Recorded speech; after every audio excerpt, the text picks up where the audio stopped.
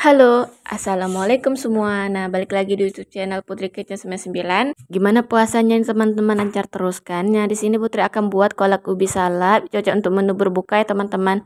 Dan di sini kita gunakan ubi sela atau ubi kuning ya teman-teman. Nah, terus kita masukkan ke dalam kukusan dan kita kukus sekitar 15-20 menit sampai ubinya itu lembut ya teman-teman.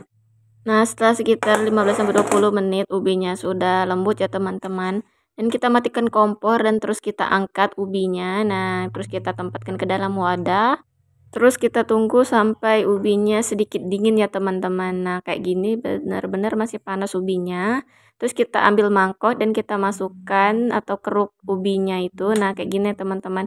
Ini masih agak lumayan panas. Jadi jika teman-teman kurang bisa megang panas itu, tunggu bener-bener dingin ya teman-teman. Ini karena Putri lagi ngejar waktu, takutnya keburu kebuka dan kolak ubi salak itu belum jadi. Nah, setelah itu kita masukkan ke dalam mangkuk dan kita ambil garpu ya teman-teman, dan kita haluskan ubinya. Ini pakai garpu atau bisa pakai yang lainnya guna untuk menghaluskan ubinya ya teman-teman. Nah, ini kayak gini ya teman-teman hasilnya. Nah, kita masukkan tepung tapioka. Ini sebanyak 10 sendok makan ya teman-teman.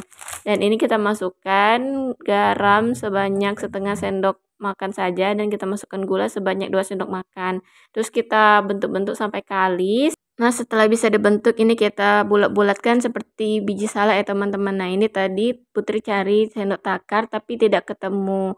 Nah, maaf kalau hasilnya nanti kurang rapi ya teman-teman. Nah, setelah itu kita rebus air dan kita masukkan ubi biji salaknya. Nah, setelah itu kita tunggu ya teman-teman sampai airnya itu mendidih. Nah, ini hasil dari 2 ubi tadi kita pakai ya teman-teman.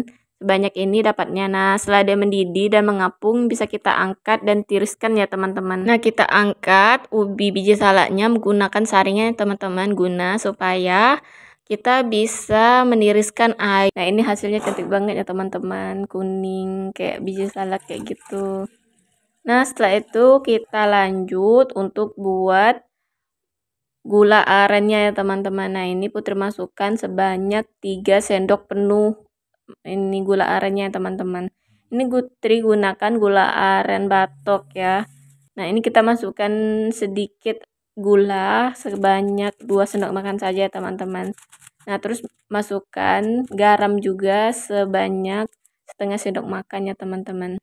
Nah, setelah itu kita aduk-aduk sampai semua bahan tercampur merata, dan setelah mendidih kita masukkan larutan tepung tapioka tadi ya teman-teman, atau bisa juga kita gunakan larutan tepung maizena.